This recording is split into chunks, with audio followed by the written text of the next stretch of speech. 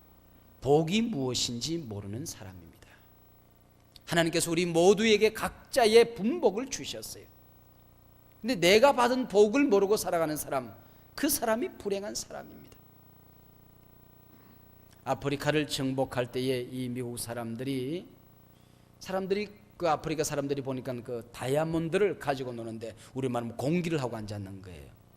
그리고 공기 굿을 따먹기를 하고 앉았는 거예요. 다이아몬드를 가지고.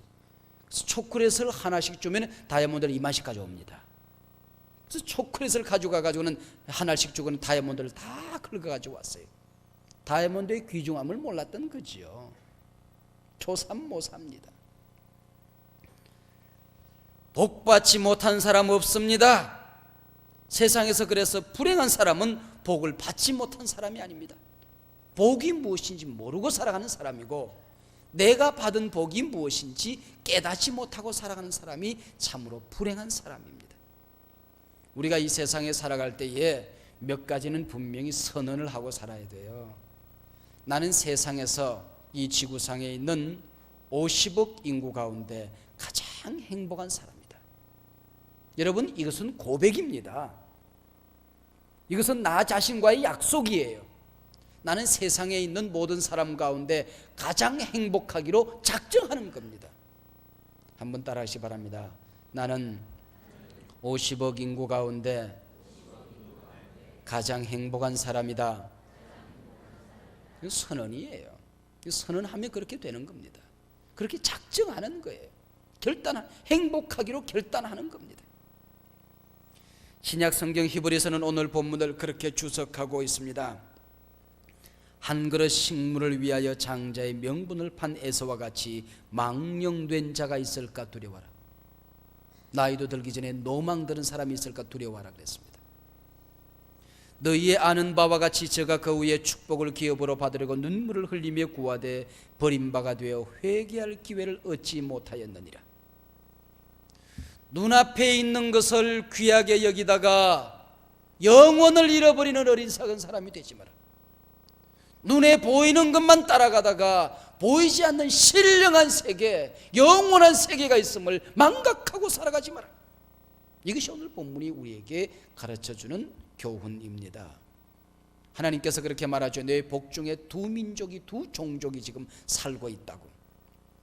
눈에 보이는 것을 귀하게 여기는 종족과 보이지 않는 것을 소중하게 여기는, 영적인 세계를 소중하게 여기는 종족과 물질적인 것을, 눈앞에 있는 것을 추구하는 종족이 이 땅에 있을 것이다. 이 땅에 살아갈 때에 영원한 두 갈등을 이 에서와 야곱을 통하여 우리에게 가르쳐주고 있는 것입니다. 여러분, 사기 당해본 경험이 있습니까? 도와주려고 하다가 사기를 당하는 경우도 있습니다. 그런데 가끔은 내 욕심 때문에 사기를 당할 때가 있어요. 여러분, 사기 당하고도 우리가 종종 회개해야 될 이유가 거기에 있습니다. 내 욕심 때문에 우리가 어려움을 겪을 때가 있더라, 그런 얘기입니다. 하나님께서는 장자가 되려고 했던 야곱의 마음을 나무라지 않았습니다. 하나님께서 주신 장자의 이 특권을, 권세를 소홀하게 여겼던, 귀중함을 몰랐던 에서가 망령된 자라고 나무라고 있습니다. 장자는 큰 사람을 의미합니다. 큰 기업 한번 해보겠다, 큰 명예를 누려봐야지, 큰 권세, 큰 교회를 원하는 마음을 하나님께서 나무라지 않습니다. 장자권을 사모하는 것은 예수 그리스도에 대한 신앙 고백입니다. 예수님은 장자가 되기 위하여 이 땅에 오셨다고 성경은 여러 곳에서 말씀하고 있습니다. 많은 형제 중에서 맏아들이 되게 하려 하심이니라. 로마서 8장의 말씀입니다. 잠자는 자들의 첫 열매가 되셨도다. 고린도전서 15장의 말씀입니다. 장자권을 버린 것은 바로 예수 그리스도의 마음을 버리는 것이라고 성경은 얘기하고 있습니다. 장자권이 무엇인가? 이 장자권은 우선 제사하는 권세를 말하는 것입니다. 예배하는 특권을 말하는 거예요. 눈에 보이는 것 따라가다가, 바쁜 일 먼저 하다가, 세상 일 먼저 하다가 예배를 잃어버리는 사람이 되지 말라, 그런 얘기입니다. 하나님을 만나서 그분의 영광스러운 이름을 찬송하고 그분이 주시는 은혜를 받아 누리고 내 인생의 무거운 짐들을 주님 앞에 아뢰고 그분이 주시는 분복을 내가 깨닫고 살아가는 이 신령한 예배, 이 귀중함을 우리가 잊어버리고 살아가는 것, 그게 에서의 후회들입니다. 여러분 예배 1시간 한 사람하고 예배 1시간 덜한 사람하고 얼굴 모양에 이게 차이가 나는 것 아니지 않습니까? 일주일에 예배 2번 한 사람은 여기 다이아몬드가 하나 생기고, 또 예배를 한 달에 한 번도 못하는 사람은 눈썹이 2개 빠지고 그런 것도 아니라고요. 눈에 보이는 아무런 흔적이 없어요. 그러나 눈에 보이는 세계 말고, 눈앞에 있는 조삼모사 말고, 우리에게는 신령하고 영원하고 소중한 세계가 있음을 알고 살아가는 사람이 야곱의 후손들입니다. 하나님 그 마음을 나무라지 않는다, 그런 얘기예요. 오늘 장사가 잘 되지 않냐? 무슨 예배는 예배냐? 빵 줄게 교회 가지 마라. 그래도 돈이 있어야지, 먹고 살 것이 먼저지. 네 배 고프고 난 다음에는 예배는 무슨 예배고 기도는 무슨 기도겠느냐. 그게 팥죽부터 훌쩍거리고 마시는 사람들이 에스라고 하는 겁니다. 둘째로 장자권은 메시아 예수의 계보입니다. 아브라함은 이삭을 낳고 이삭은 야곱을 낳고, 여기 순서로 말할 것 같으면 야곱 대신 누가 들어가야 돼요? 에서가 들어가야 된다고. 아브라함은 이삭을 낳고 이삭은 야곱을 낳고가 아니고 야곱은 에서를 낳고 그래야 되는데 이름이 쑥 빠지고 야곱이 들어간다는 말이죠. 메시아 예수의 계보에서, 구원의 반열에서 우리가 버림을 받으면 안 됩니다. 제가 한 교회에서 전도사 시절에 청년들을 지도하고 있었는데, 요즘 우리가 잘 부르는 찬송 몇 가지가 있습니다. 그 찬송을 부르는 청년이 있어요. 그 찬송을 작곡하고 노래를 부르는 예수전도단의 고형원이라고 하는 전도사가 있습니다. 그 당시는 대학생이었는데 요즘은 이제 캐나다에 가서 유학을 하고 있습니다. 우리가 좀 이따 부를 파송의 노래라든지 부흥이라든지 오 예수님 하는 찬송이 있습니다. 그런 노래를 만든 친구인데, 부모들이 예수를 믿지를 않아요. 부모가 뭐라 그러는 거 아니, 그는 쿨밤을 내리치면서 이놈의 자식아 너는 맨날 교회 가서 사냐, 예수가 밥 먹여주냐. 그랬더니 이 친구가 씩웃으면서 아버지 모르셔서 그렇지 예수가 우리 밥이에요. 그럼 예수 먹고 살아라. 아버지 나 진짜 예수 먹고 살아요. 아버지가 얼마나 화가 난지 두들겨 패면 또 교회 와서 또 기도하고 자고 그러고 살던 청년이었습니다. 얼마나 지금 훌륭한 일을 많이 하는지 모르죠. 당장 먹고 살고 자식을 키우고 인생을 즐긴다는 사실 앞에 예수를 닮아간다는 그것이 뭐가 그렇게 귀한 것인가? 예수님의 마음을 생각하고 예수님을 전하는 것 따위는 나중, 그리고 또 나중으로 생각되는 것, 이것이 바로 에서의 문제였습니다. 우선순위의 혼란이라고 하는 것이죠. 장자권은 상속권을 의미합니다. 이스라엘 민족에게 처음 출생한 장자는 특권도 있었고 책임도 있었습니다.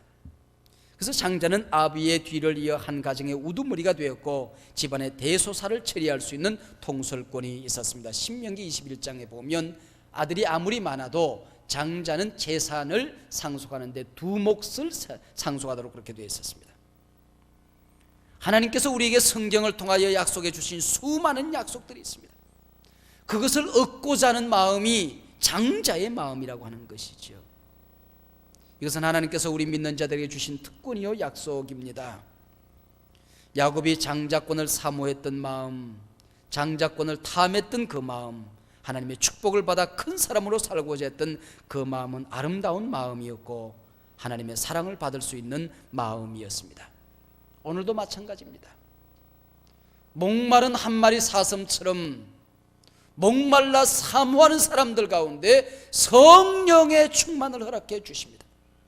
복음의 권능을 주십니다. 하나님의 자녀된 권세를 주십니다. 기도의 응답을 허락해 주십니다. 하나님의 약속을 얻으려고 하는 성경 신구약 66권에 기록된 모든 약속이 바로 내게 주신 약속이라는 믿음을 가지고 하나님 이거 내게 한번 주세요 매달리는 마음이 있어야 된다는 거예요.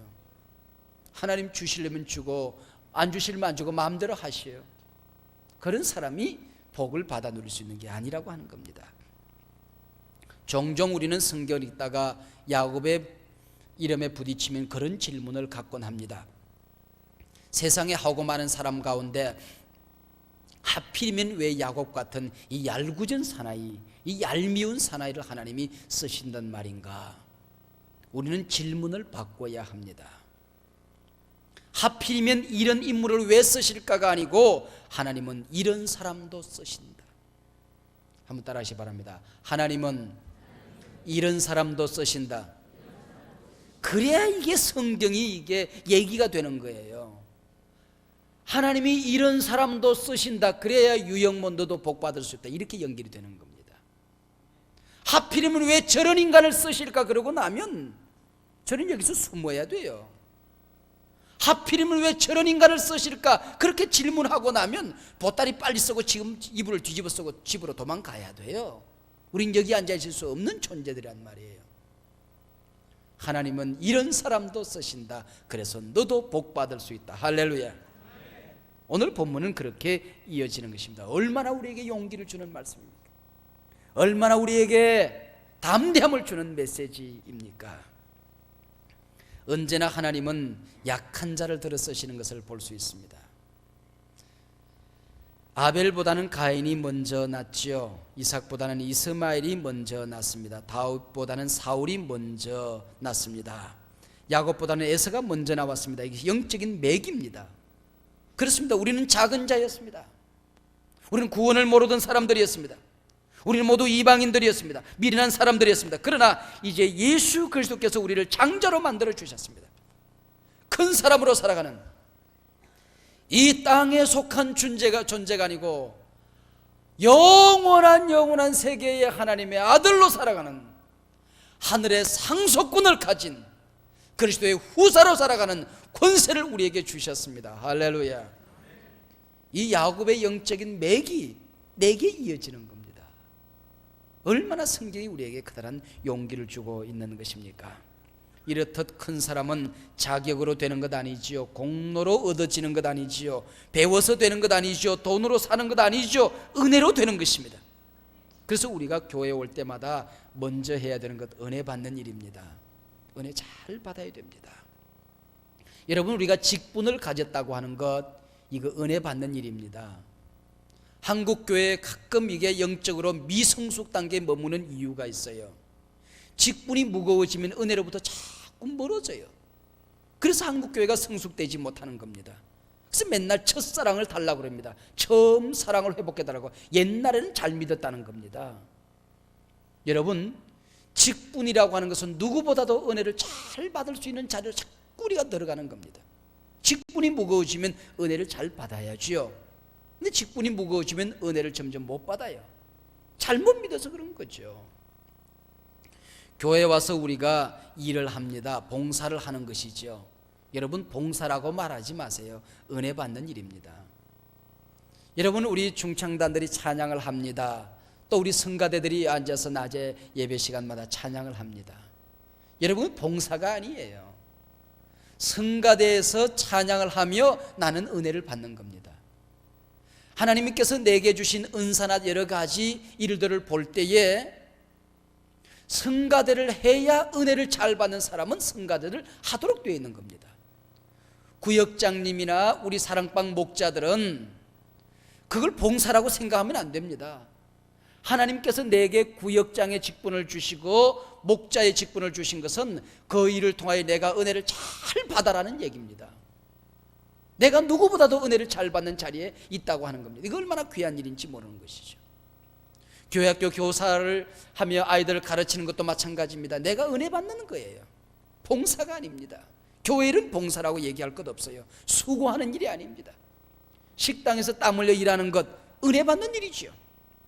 제가 설교를 마치고 내려가면 수고했습니다 하시는 분들이 있는데 수고가 아닙니다.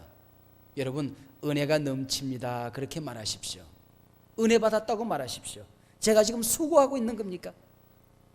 여러분, 제가 여기서 어떤 설교를 합니다. 낮에는 내 민족을 내게 주소서, 그런 제목으로 설교를 했고요. 오늘 밤에는 이런 자도 쓰신다, 그런 제목으로 설교를 하고 있습니다.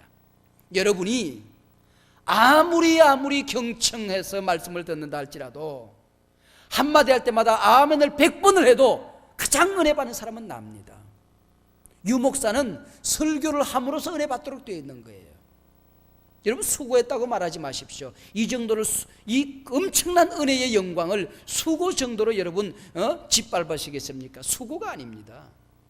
여러분, 교회에서 열심히 일하시는 분들 수고했다고 말하지 마십시오. 은혜가 넘칩니다고 얘기하십시오. 끝나고 나면 여기 무거운 이 기구들을 다 제자리에 운반하는 우리 여러분들이 다 집으로 돌아가고 난 다음에 뒷정리하는 사람들이 있습니다. 얼마나 커다란 수고입니까? 세상적인 눈으로 보면. 그러나 그분들을 보면서 우리가 은혜를 받는 거예요.